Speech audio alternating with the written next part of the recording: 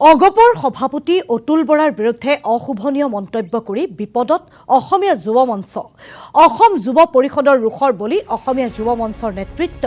প্ৰতিবাদৰ এটা দিনৰ পাছতে অশোভনীয় শব্দ উঠাই ললে অসমীয়া যুৱ মঞ্চৰ নেতৃত্বই অগপৰ সভাপতি আৰু ৰাইজৰ ওচৰত ক্ষমা বিচাৰিলে অসমীয়া যুৱ মঞ্চৰ নেতৃত্বই প্ৰতিবাদৰ নামত কৰা অশোভনীয় মন্তব্যক লৈ ক্ষমা ভিক্ষা অসম যুৱ পৰিষদৰ ৰুখত পৰি গুৱাহাটীৰ পৰা পলায়ন কৰিছে আকাশ শইকীয়াই জনাইছো যে অগপৰ সভাপতি অতুল বৰাৰ বিৰুদ্ধে অশোভনীয় মন্তব্য কৰি বিপদত অসমীয়া যুৱ মঞ্চ অসম যুৱ পৰিষদৰ ৰুখত পৰি অসমীয়া যুৱ মঞ্চৰ নেতৃত্ব আমি জনাইছো প্ৰতিবাদৰ এটা দিনৰ পাছতে অশোভনীয় শব্দ উঠাই ললে অসমীয়া যুৱ মঞ্চৰ নেতৃত্বই আমাৰ হাতত মন্তব্য আছে আমি শুনাব বিচাৰিছো এই মুহূৰ্তত এই বিভাগত অসমীয়া যুৱ মঞ্চৰ কেন্দ্ৰীয়ভাৱে যি কাৰ্যসূচী লোৱা হৈছিলে এই কাৰ্যসূচী অসম গণ পৰিষদ দলৰ সন্মানীয় সভাপতি অতুল বৰা ডাঙৰীয়াক আমাৰ কেন্দ্ৰীয় ভাৰপ্ৰাপ্ত সাধাৰণ সম্পাদক আকাশ শইকীয়াই যি অনাকাংক্ষিকভাৱে যি দালাল শব্দটো যি তেওঁ প্ৰয়োগ কৰিছিলে এই ক্ষেত্ৰত আমি অসমীয়া যুৱ মঞ্চই উঠাই লৈছোঁ কাৰণ অনাগত দিনত আমি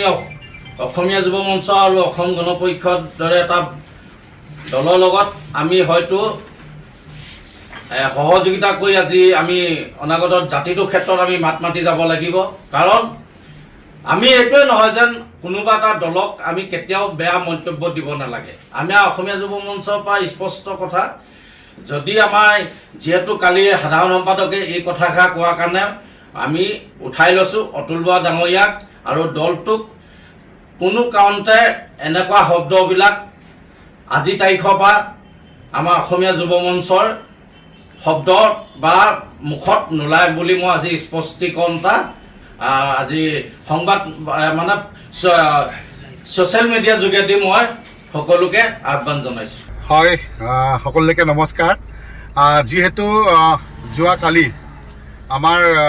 অসমীয়া যুৱ মঞ্চৰ গুৱাহাটীত এক প্ৰতিবাদী কাৰ্যসূচী আছিল যি কৃষিৰ ওপৰত ভয়াৱহ ৰূপত দুৰ্নীতি চলি আছিল আৰু তাতে আমি প্ৰতিবাদ কৰিছিলোঁ দুৰ্নীতিৰ ক্ষেত্ৰত আৰু গতিকে যি চৰকাৰে নহওক কিয় কংগ্ৰেছ হওক AGP হওক BJP হওক যোন চৰকাৰ নাহিলেও আমাৰ যি গণতান্ত্ৰিক যি প্ৰতিবাদ সেই প্ৰতিবাদ সদায় চলি আছে ৰাইজৰ পক্ষত আৰু চলি যাব আৰু খালি প্ৰতিবাদ কৰোঁতে কালি হয়তো গৰমত যেতিয়া মানুহে প্ৰতিবাদ কৰা হয় আমি উত্তেজিত হৈ যাওঁ এই উত্তেজিত সময়ত হয়তো নক'বলগীয়া কথাও কেতিয়াবা হয়তো মুখত কেতিয়াবা কিবা এটা শব্দ ওলাই যাব পাৰে গতিকে সেই কথাষাৰ মই সেইকাৰণে সেই বাক্যষাৰ মই উঠাই লৈছোঁ তাত কোনো